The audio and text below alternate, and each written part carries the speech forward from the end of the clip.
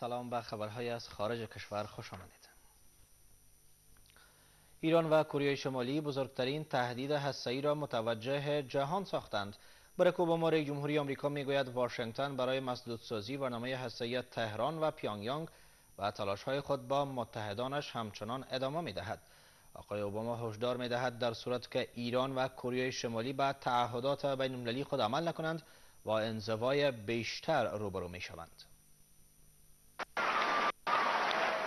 باراک اوباما رئیس جمهوری آمریکا در سخنرانی سالانه خود در کنگره این کشور خطاب به ملت آمریکا با اشاره به تهدیدات اتمی در جهان برای احمال تحریم‌های بیشتر سیاسی و اقتصادی به ایران و کره شمالی برای متوقف سازی برنامه اتمی این دو کشور تاکید نمود. آقای اوباما از ایران خواست تا از فرصت کنونی برای حل و فصل دیپلماتیک برنامه هسته‌ای خود استفاده کند، در غیر آن با فشارهای شدید جهانی روبرو می شود. رهبران ایران این را باید بدانند که حالا زمان حل و فصل دیپلماتیک برنامه هسته‌ای این کشور است.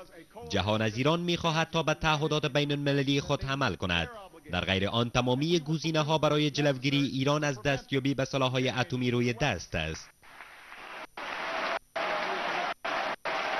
از سوی هم رئیس جمهور اوباما ضمن محکوم کردن سومین آزمایش هسته‌ای کره شمالی به پیانگیانگ هشدار داد که نباید بیش از این از خط قرمز تعیین شده پا فراتر بگذارد. رژیم کنونی کره شمالی این را بداند که صلح و آرامش در این کشور وابسته به تعهدات پیانگیانگ به قوانین بین المللی است. اقدامات تحریک‌آمیز کره مثل آزمایش شب گذشته این کشور پیانگیانگ را بیشتر منزوی می‌سازد. آمریکا و متحدانش برای دادن پاسخ به تهدیدات کره شمالی سیستم دفاعی موشکی خود را تقویت می‌بخشند.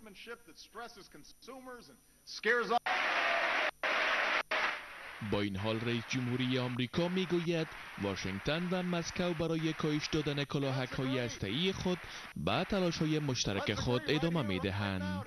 باراک اوباما همچنان خواهان جهان حاری از تسلیحات هسته‌ای شد و گفت باید جلو تهدید ناشی از این پدیده را گرفت. این در حال است ایران بر صلح‌آمیز بودن برنامه هسته‌ای‌اش همواره تاکید داشته است. در این حال کره شمالی تاکید می‌کند که از فعالیت هسته‌ای و آزمایش‌های موشکی خود دست نمی‌کشد. در همین حال کره جنوبی از استقرار موشک‌های کروز برای مقابله با تهدید هسته‌ای کره شمالی خبر می‌دهد. وزارت دفاع کره جنوبی می‌گوید این موشک‌های پیشرفته کروز توان حمله به کره شمالی را دارند. این وزارت همچنان از ارتقای توان موشک‌های بالستیک سیول برای دفاع در مقابل تهدیدات همسایه خود خبر می‌دهد.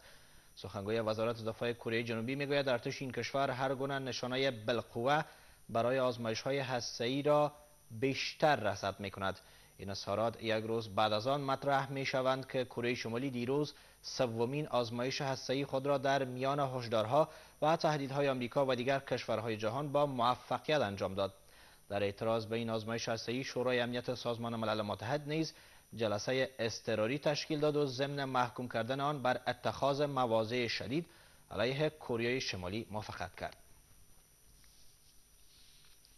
در همین حال هند از کره شمالی خواسته تا امنیت جهانی را با آزمایش‌های هسته‌ای خود مختل نسازد. سید اکبرالدین سخنگوی وزارت خارجه هند گفته است که سومین آزمایش هسته‌ای کره شمالی در تناقض با قوانین بین‌المللی بوده و نگرانی جهانی را برانگیخته است. پیش از این رهبران شمار از کشورهای جهان از جمله آمریکا سومین آزمایش موشکی کره شمالی را محکوم کردند. فردین فردوس با بسته ورزشی.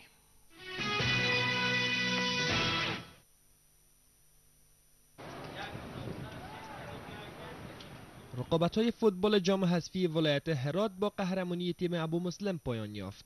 در دیدار نهایی این رقابت‌ها تیم فوتبال ابو مسلم در مساف با تیم فوتبال اتفاق در ضربات پنالتی با نتیجه 4-2 به پیروزی رسید و جام قهرمانی این رقابت‌ها را بالای سر برد. این مسابقات میان 16 تیم این ولایت را اندازی گردیده بود. در اخیر هم وضعیت جوی فردا. شب خوش.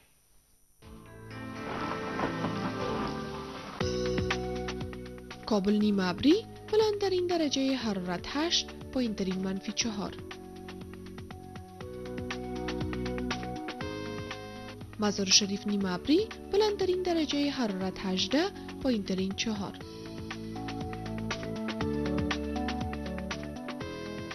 هرات نیم ابری، بلندترین درجه حرارت 13، پایینترین -1.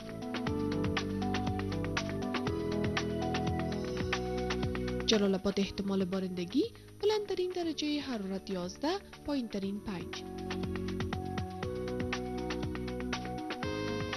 کندوز نیم ابری، بلندترین درجه حرارت 13، پایینترین 6.